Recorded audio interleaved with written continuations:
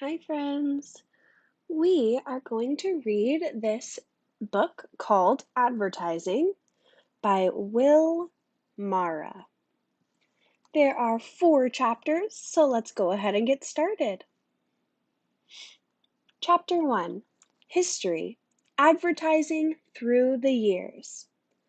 People have been communicating with each other for thousands of years. What began as rock carvings has slowly changed into books, newspapers, magazines, movies, radio, TV, and the internet. Together, they are called media. Advertising is a way for businesses to communicate to many people using different types of media. The commercials you watch on television, hear on the radio, or see online are there because some company created a product, service, or idea that they want to sell. In early times, there is evidence of advertising starting thousands of years ago. Archaeologists uncovered signs and wall paintings for businesses like hotels, bars, and restaurants in Pompeii. This ancient city was buried by a volcanic eruption in 79 CE. One of the earliest discovered printed advertisements or ads comes from China during the Song dynasty, 960 to 1279 CE. It was a simple ad for sewing needles that read, "We buy high quality steel rods and make quality fine needles to be ready to use at home in no time." Advertising took a leap forward following Johannes Gutenberg's invention of the printing press in the mid 1400s. Where it used to take hours to create ads by hand, a press could turn out hundreds at a time. Before Gutenberg's press was invented, the majority of advertising was done by word of mouth or recommendations from workers or customers. Let me go back to this little caption here. Looks like there's a brick right here. It says H.S. Tyler creatively advertised his run for mayor in 1893. That was his advertisement for mayor. The printing press revolutionized not only advertising, but also communication in general. It says right here, this little caption, people in the past and still today carry around billboards to advertise a product or service. I'm sure you've seen that out on the corner or at an intersection. Someone says 50% off, this store only. Okay, I've even seen a couple of those in Warrensburg this week. Broadcast media. The majority of ads were published in print media, like newspapers and magazines, until the rise of the radio in the 1920s.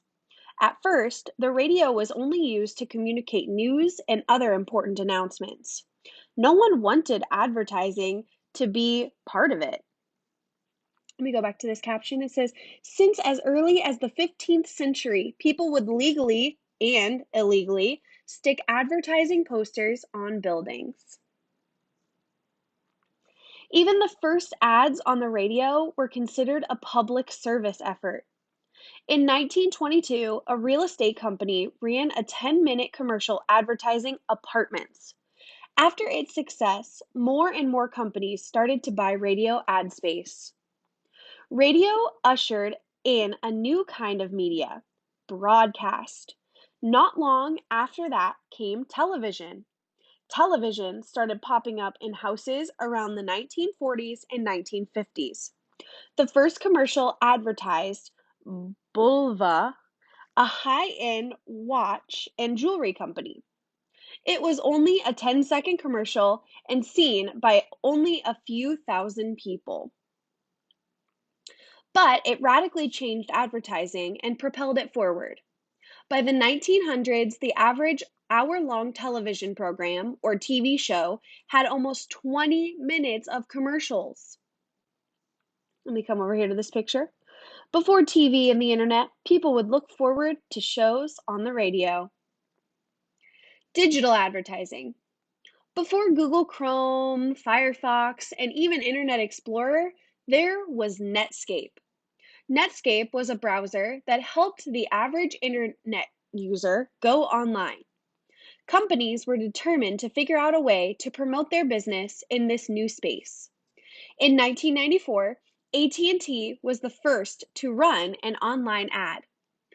44% of the people who saw the banner ad actually clicked on it. The average click-through rate for a banner ad today is less than 1% globally. This big difference might be because in 1994, there was only one type of online ad. It was also a new concept. I'm going to go ahead and go back and read this caption here. Pictures instead of words. During the Middle Ages, European businessmen were faced with the challenge of advertising to people who couldn't read. They got around this problem by putting pictures on their signs instead of words. For example, a picture of a bed might be used to advertise a hotel. People were curious. Today, there are countless ways companies advertise online, from pop-up ads to video ads. Ads are something that we see every day. Advertisers are now taking advantage of social media, a new source of digital media. Social advertising, or advertising using social media, has grown in a short period of time. In 2014, $16 billion was invested in social media advertising worldwide. 2 years later, this number was $31 billion, almost double. Advertisers prefer internet-based advertising, like social media. That's because for the first time ever, they can accurately track who, when, and where the audience is clicking. Over here, this little caption says, as of April 2017, Facebook had an estimated 5 million advertisers on its social media platform. Wow. Developing questions. Advertisers are getting better at focusing on individual people rather than on groups. It has reached the point where someone will see online ads based on previous purchases. What benefits do you see coming from this?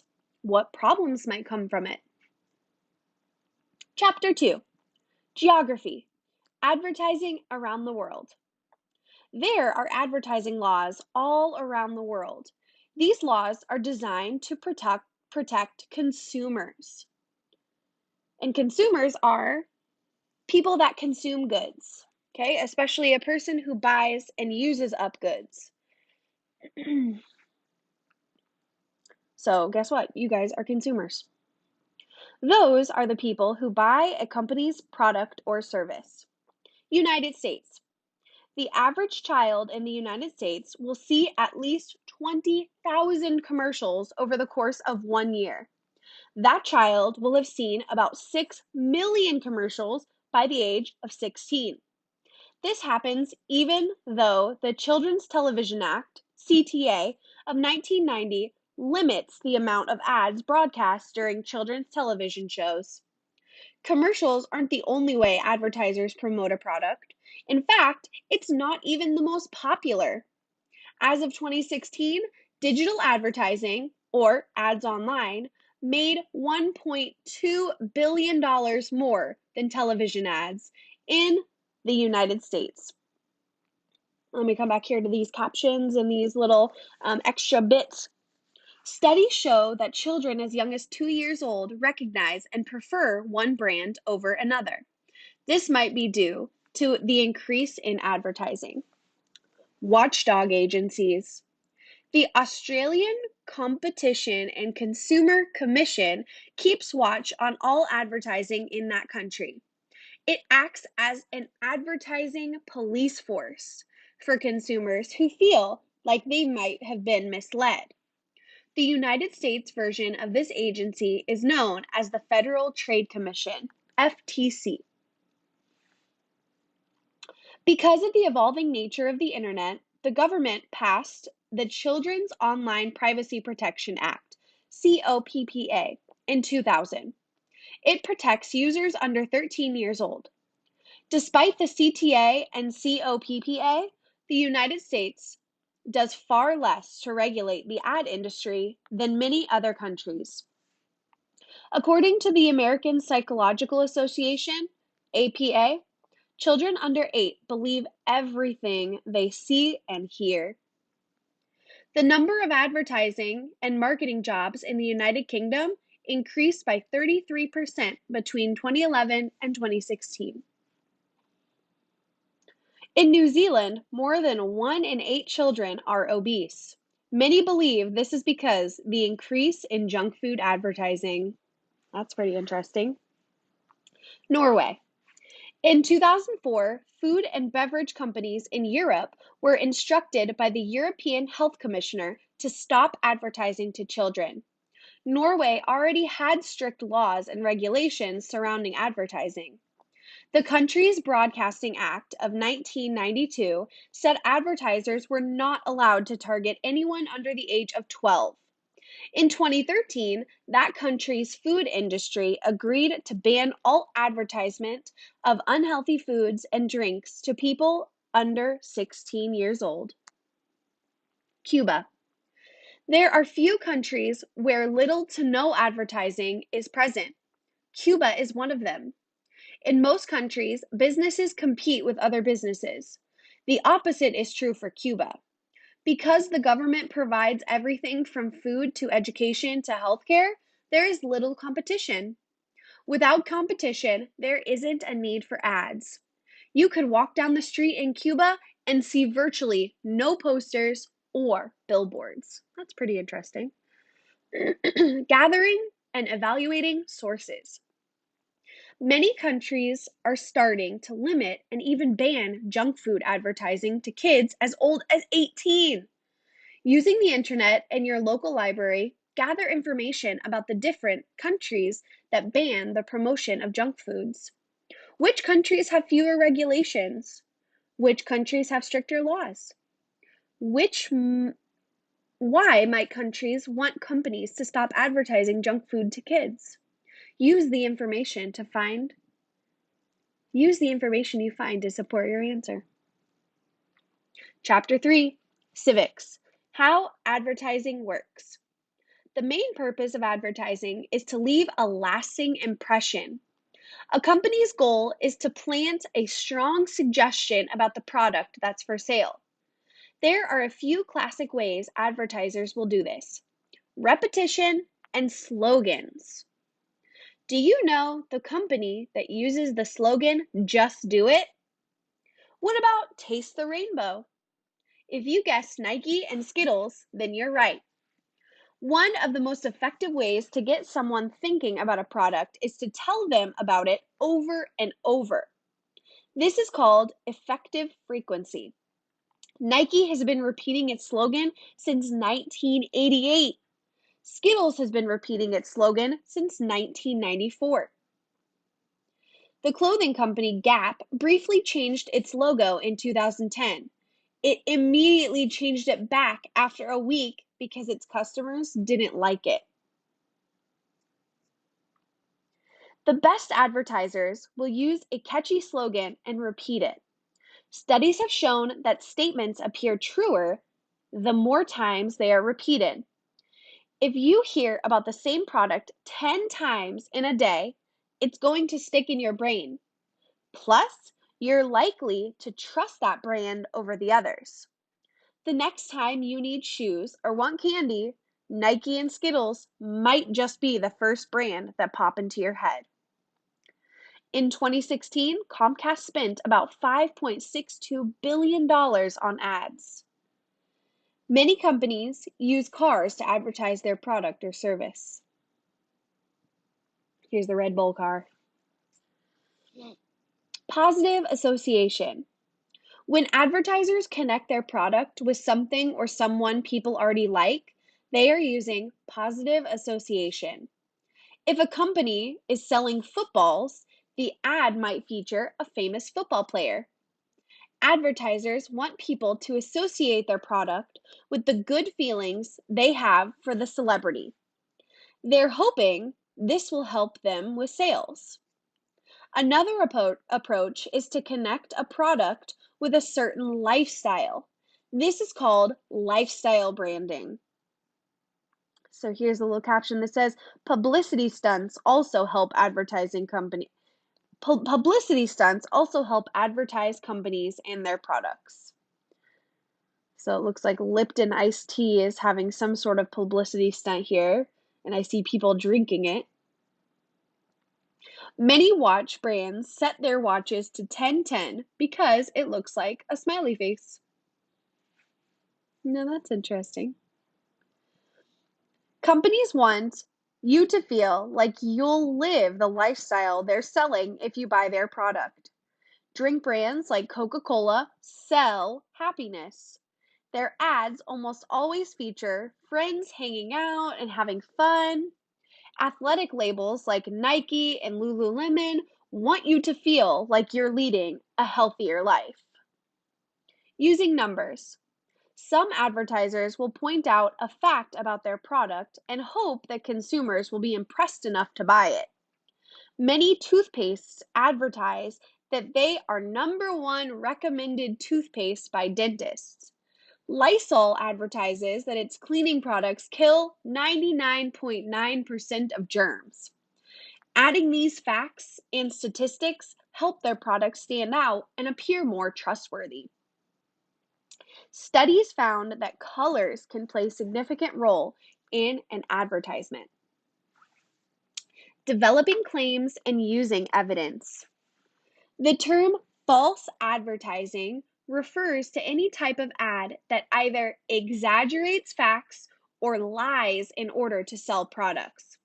In the United States, nearly 5.4 million consumers were awarded more than $160 million as a result of action taken against advertisers for false or misleading claims.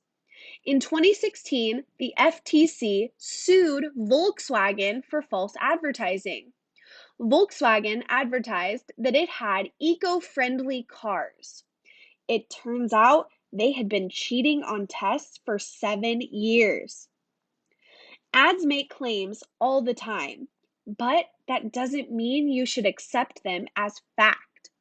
The key is to locate as much information and evidence about the claim as possible. One good idea would be to read reviews from other customers. Think of an ad you just saw. What was the company claiming? Can you find evidence for and against the claim? Chapter 4, Economics, the numbers behind the ads. Advertising isn't just a way to help businesses make more money. It is a massive business itself. Some companies handle their own advertising. Others hire ad agencies that keep up with all the changes happening in this fast-growing world of digital advertising. $1 billion industry. Over the last 5 years, spending on advertising grew at a rate of almost 5% each year. In 2017 alone, more than $500 billion was spent globally on advertising. The United States is the leading market in advertising. It spent an estimated $200 billion, almost half of the global spending. China, the second largest market, only spent a little more than $80 billion. Around $100 billion was spent on print media like magazines and newspapers. Another $100 billion went to broadcast advertising like television and radio commercials. The largest amount spent went to digital advertising. The American Advertising Federation, AAF, was founded in 1905. AAF helps people further their advertising careers. Digital advertising. For the first time, digital advertising beat television in ad spending in 2016. Globally, advertisers spent more than $200 billion in digital ads. This means digital advertising is about 41% of the ad market. It's no wonder digital advertising is appealing. The average 30-second commercial shown during the 2017 Super Bowl cost more than $5 million. So a 30-second commercial costs more than $5 million. Taking informed action. Most companies don't run dishonest ads, but this doesn't mean that they don't try to stretch the truth or appeal to your emotions. The next time you see an ad, try to spot the different ways the advertiser is trying to sell the product to you. Are they selling you the product or a lifestyle or a feeling? Chapter 3 and other sources online can help you identify the different techniques advertisers use to get you to buy. Share the information you find with family and friends. In traditional print media, a typical full page ad in a magazine can run as much as $221,000. Digital advertising, on the other hand, is flexible. A company can spend as little as a few dollars to promote something on social media, like Twitter or Facebook or Instagram. Even more attractive is that they can tailor different ads to be seen by different demographics. And demographics are like different age groups or different populations or people that live in different areas. So they can tailor those ads to be seen by different groups of people. Traditional print media. The traditional printed ad is still important, at least for now. One study reported that 58% of subscribers say they prefer physical newspapers and magazines over digital copies. But it's important to note the age difference. The majority of the people who preferred physical copies were far older than those who preferred digital copies. This means that 58% figure is likely to gradually decrease over the years. Communicating conclusions. Before reading this book, did you know about advertising? Now that you know more, why do you think it's important to know about the industry and the tactics advertisers use? Based on what you've read and the research you've done, what do you think advertisers will do next? What approaches and techniques, no matter how crazy they might sound, do you think they might try?